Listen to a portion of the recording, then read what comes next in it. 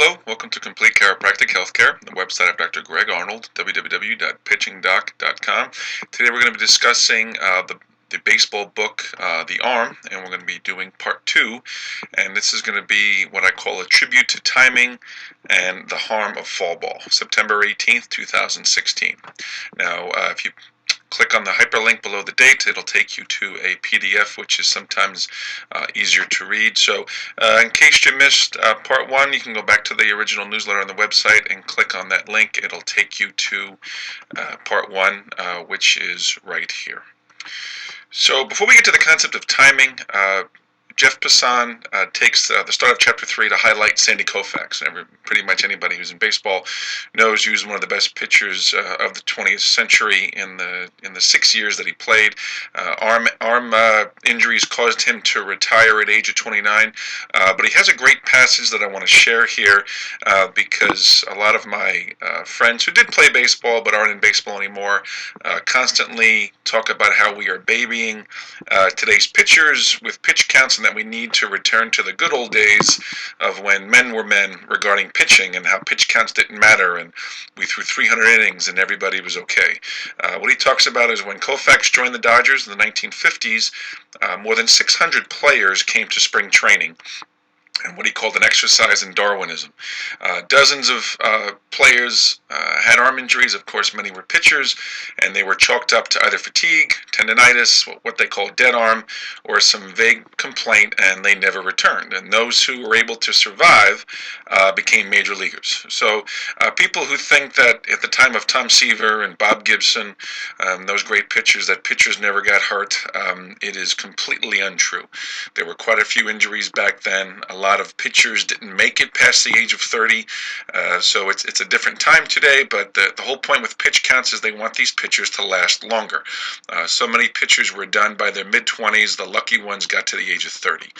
So what Jeff Pasan really resonates throughout the first chapter of the book is the importance of timing. And again, I don't think that this was intentional, but he has these anecdotes throughout the beginning of the book that all link together and that need to be recognized. So in chapter 2, he talks about the process of throwing the baseball and how energy is transferred from the lower body to the upper body. And this process is called the kinetic chain, with the word kinetic meaning movement. Now, all pitchers who throw hard don't have strong arms. They have perfect timing and strong upper bodies. And what's important to realize is that the kinetic chain is used in all rotational sports, whether you're a golfer, a tennis player, a hockey player, or a baseball player.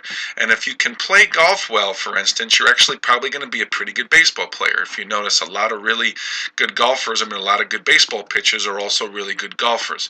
So if you train at one sport that's rotational and you do well, it's actually going to help you in another. Hint, hint, stop playing year-round. If you want to become a better baseball player, take a break from baseball and start working on how to hit a golf ball. And this is a way to train year-round rather than playing one sport year-round. So I have not a lot, but quite a few dads who are now having their sons play golf in the off season rather than having to go through the horrors of fall ball, which we'll get to later.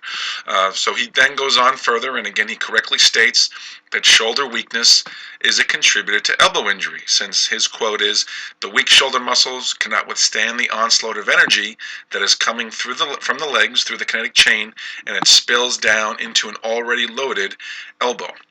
So when I get kids in the office with elbow problems, if we don't fix the shoulder, we're most likely not going to fix the elbow. And then he goes on to a very important quote from Brent Strom, who's the Houston Astros pitching coach. And Brent Strom says, "If you're a 1/30th of a second late or early, you're basically over time doing damage to your arm."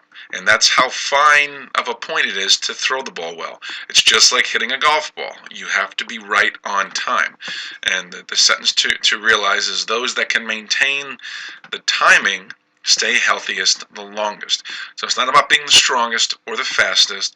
It's about those who maintain their timing. So He then goes on in chapter 3 where he starts talking about Tommy John's rehab. And remember, Tommy John was the lab rat. They really had no idea what they were doing when they were doing all this. They had no idea about throwing schedules, long toss, the weight room, medicine balls. I mean, this was all a completely blank slate. But people don't realize that over the first 3 months of the season of his rehab, they thought it was a complete failure. After the procedure was done, Tommy John's left hand had curled into a claw, his pinky and ring fingers were numb, bordering on frozen, while the tendon was doing well in the elbow and the pain going down. His hand looked like he almost had carpal tunnel and was just almost completely in a fist. So, what was one of the most important things that Tommy John did to help his recovery was he didn't get on the mound and pitch. He spent a lot of time just throwing the baseball.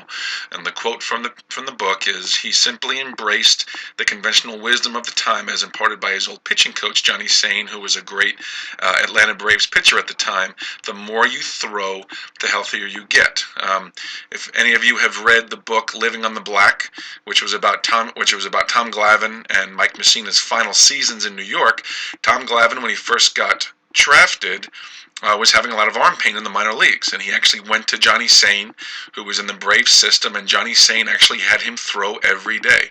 And Tom Glavine said, once I started throwing every day, my arm pain disappeared. So the question is, why do you get healthier the more you throw? It's not because your arm gets stronger, it's because your timing gets better. I'm going to repeat it again. Why do you get healthier the more you throw? Because your timing gets better. So this is why fall ball to me is so terrible for all pitchers, really of all ages. In fall ball, the coaches sell the concept of fall ball by telling parents that all we do is play tournaments. We don't have any practices. So kids go from practicing 5 days a week in school ball to 2 days a week in summer ball to now really 1 or no practices in fall ball. And this no practice, only weekend playing has been disastrous because of how the lack of throwing ruins their timing.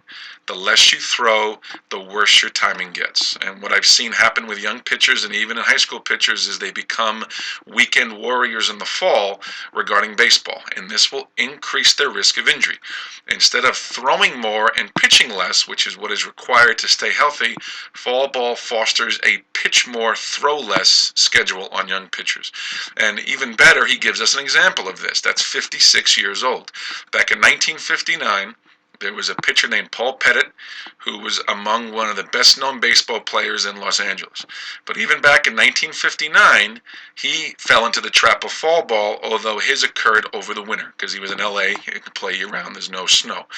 So he said, I remember one winter when I played for a team over in Hermosa Beach.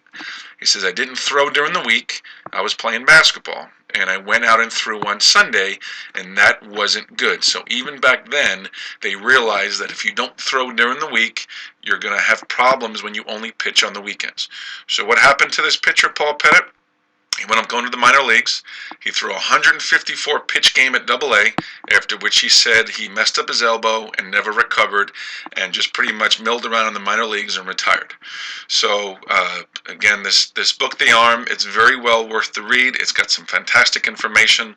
If you look at part 1, I talk about some of the faults in the book, but overall it is really a must read for any serious baseball player looking to stay healthy. So while I talk about, you hear the time-old adage, timing is everything, the phrase that I hope will continue to build and get more popular as more people read this book is fall ball hurts pitchers.